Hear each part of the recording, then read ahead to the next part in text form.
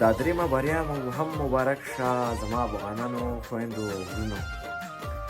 آیرلنډ نه درېیم میچ هم وګټلو او سیریز هم زموږ شو، خو مرګ بیخي وینه وچه شوې وه.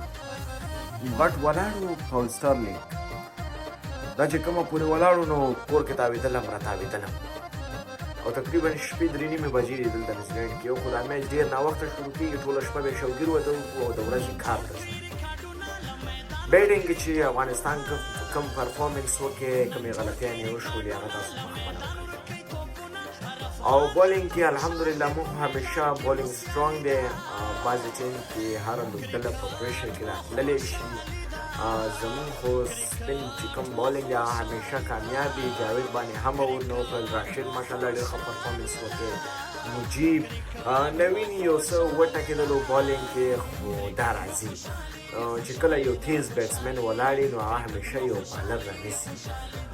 بس 10 پوینټس هم دې سره واخیستل ماشاءالله. تقریبا زمونږ 13 پوینټونه شول چې تقریبا درېیم که په څلورم مقام باندې یو اوسه پورې په پوینټ ټیبل کې. دا هم ډېر ښه روان یو. خویندو وروڼو چې را روان کوم میچونه دي، پاکستان سره هم دي، سریلانکا سره هم دي، استرالیا سره هم دي، او زیمبابوې سره هم دي. دې کې د موږ د پوینټس ډېر زیات مهم دي.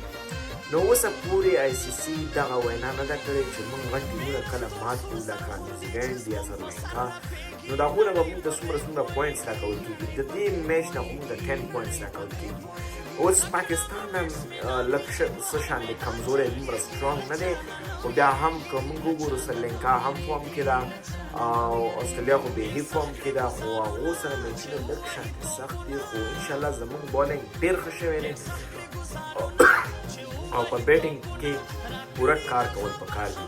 شوګیر مې کړی و هم تخریدلم، ډېر زیات خوشحاله شوم. همیشه خپلو اتلانو ته دعاګانې وکړئ. ګورئ نیوکه د هر یو افغان حق دی. اوس به ملګري وایي چې ته سپورټ کوې هم او نیوکه هم کوې. ګوره نیوکه د هر یو افغان حق دی. همدغې ځوانانو ته به موږ ټول حق وغواړو چې موږ ځوانانو ته حق ونه غواړو نو نور به یې څه وغواړو. باید موږ همیشه افغانان حق خبر هم وکړو.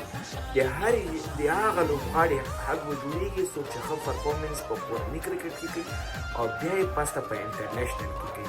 جاوید رول په وخت کې باره کې خو ما مخکې هم خبرې کړې وې، نو تاسو په خپله هغه پرفارمنس هم وکتل، ډېر لوبېدلی. د دې نه پس باید یو داسې اوپنر راولي چې هغه په بل اوپنر باندې پریشر واچوي.